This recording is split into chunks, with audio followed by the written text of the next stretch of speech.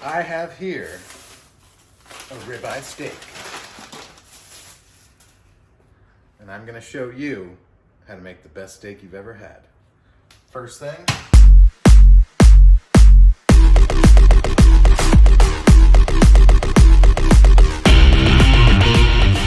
now, one of the most important things to making steak, the biggest thing that you need to do before anything that's gonna really up your game is take out any steak you're gonna cook about an hour before cook time. The reason for that, gets to room temperature, so the muscle isn't tensed up when you put it in the pan, and also this middle of the meat can actually get up to temperature quicker without burning the outside.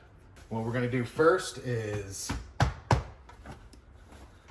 dry it off with just a paper towel here. All right, this is a ribeye.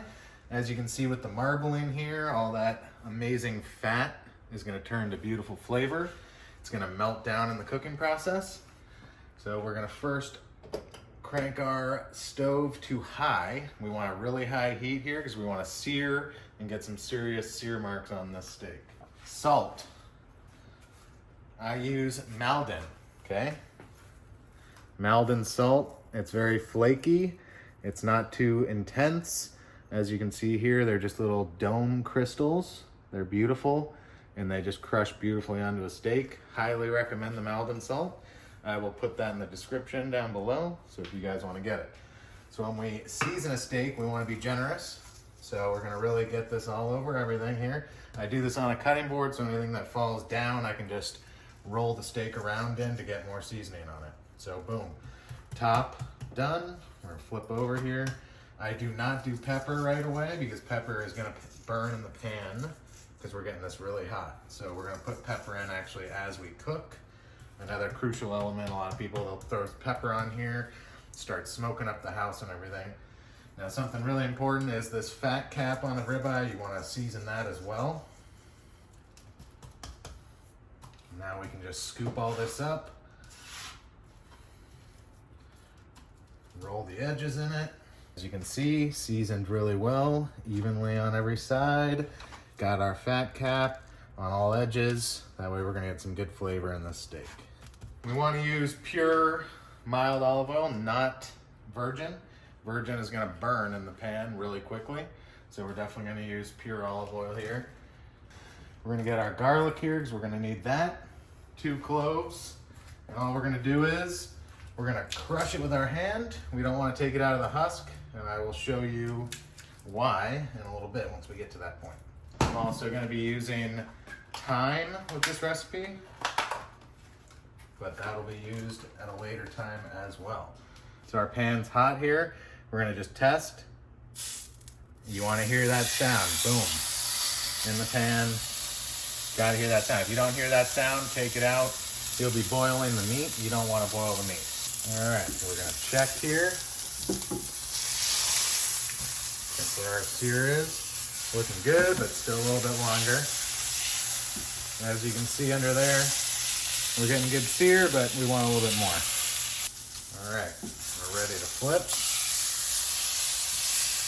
As you can see, absolutely beautiful crust on there. Now we're gonna get a little pepper on there. All right, so now what we're gonna do is baste the steak. So I got butter here. And I cut about 3-4 pieces, drop it in. We're gonna throw our garlic pieces in there so it perfumes with that butter. Our thyme, so it, back, baste the steak with the garlic and butter. The crackling is normal. That's just the thyme frying.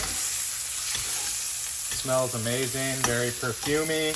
This butter, as it gets brown like this, has a really nice nutty flavor to it. And that is delicious looking. What this does also is speeds up the cooking process. Now one thing we're gonna do is with that fat cap, we wanna render that fat out. So what we're gonna do is we're actually gonna tilt the pan back, butter, fat cap down, and we're gonna let that render out.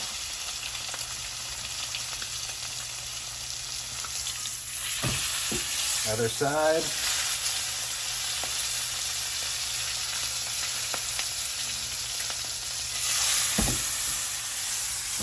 All right, we're gonna baste this side a little bit. Throw a little pepper on this side as well. Tilt back, baste. All right, I like my steaks medium rare. And that's about done there.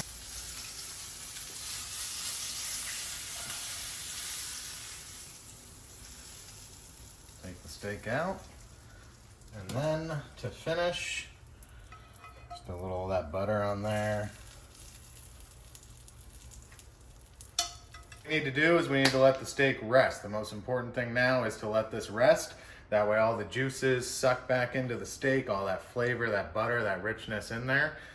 So we will come back here when we're ready to cut so you can see the inside. So if we come down here to our steak, we got our thyme and garlic that's been resting on there. We just scoop that aside. And we are gonna cut in here. And I like big chunks of steak, so add a bias here and ooh, you can just hear the crispiness there. Bada bing. And that is a perfect medium rare. We're gonna do a taste test right now because I can't resist. Soak up all those good juices.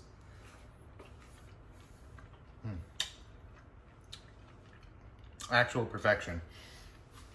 You will not find a steak like this in any restaurant. All right, thank you guys so much. Please like, share, and subscribe. I hope you guys enjoyed that as much as I did, and I'll see you on the next video.